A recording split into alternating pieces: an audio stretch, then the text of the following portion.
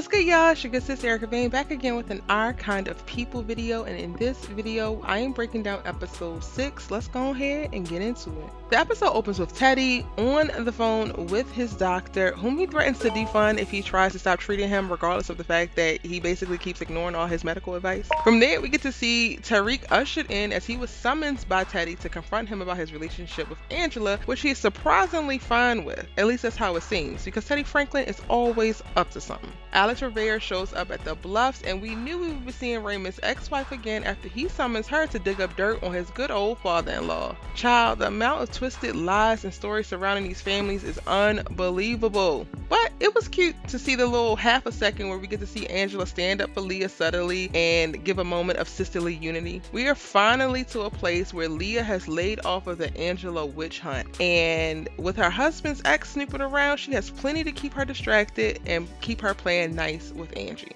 Taylor and Nikki are kind of moving a little bit quick for me, but I get it. These girls seem to truly make each other happy, and more importantly, they feel seen while they're with each other, so I'm gonna go ahead and root for it.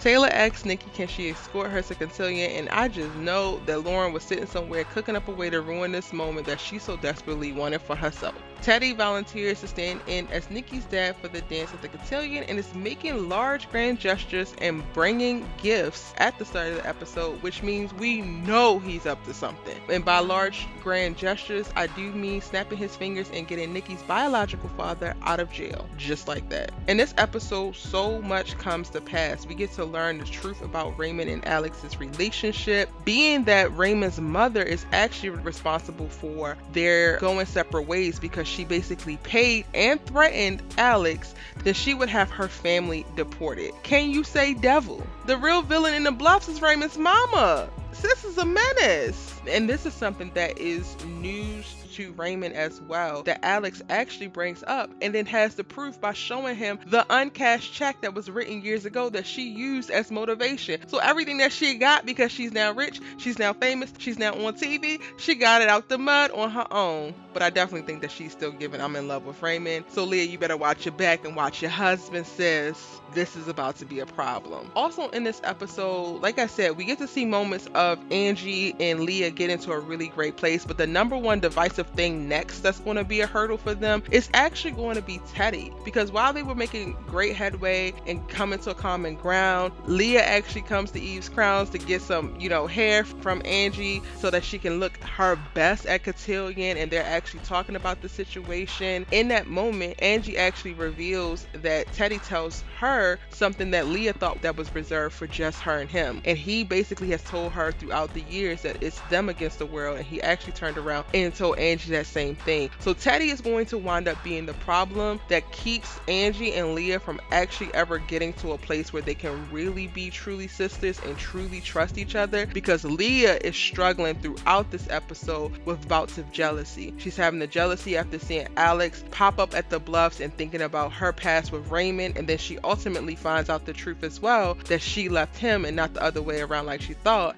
But then she's also having jealousy bouts watching Nikki with Teddy and watching Teddy talk about Angie without talking about her in this moment. And it's like, I get it, sis. I get it. You do a lot for your father, but he has not known her, has not done anything for her. And how old are y'all? Maybe y'all about 35, 36, 37, I don't know, 30 something in 30 years. You can't let Angie have this little speech.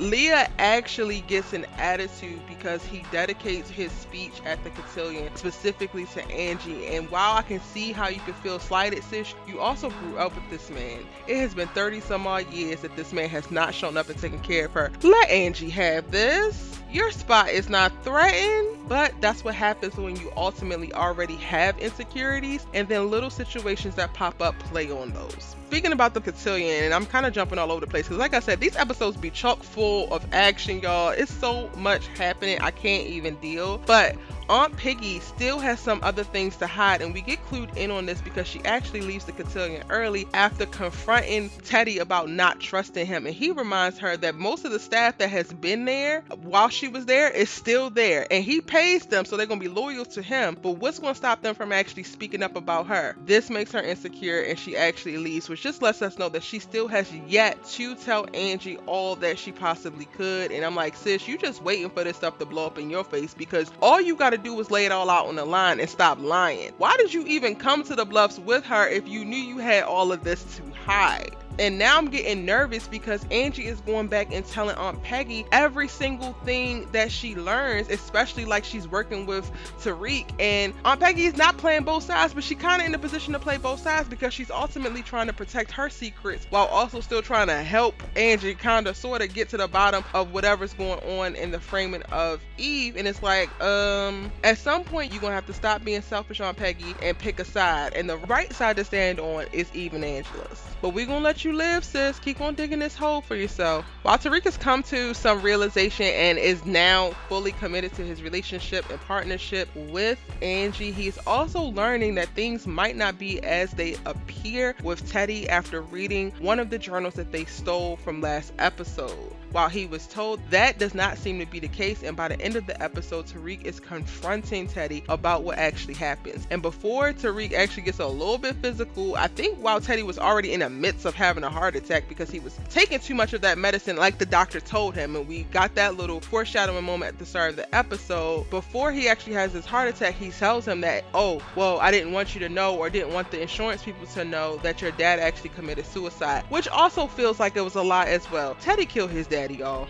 and he's trying to hide it. He did it for sure. And then on top of all of that, y'all, all of that has happened, and then the icing on the cake is that he actually does succeed in getting Nate out, and Nate actually shows up at his house at the moment where he's having the whole episode, and Tyrique is like, we got to get him to the hospital because now he's on the ground. So they will actually meet before Tyrique actually knows who Nate is and before Nate actually knows who Tyrique is, and this creates a moment for Nikki to actually find out about her father in the worst possible way at this hospital. Yeah, y'all.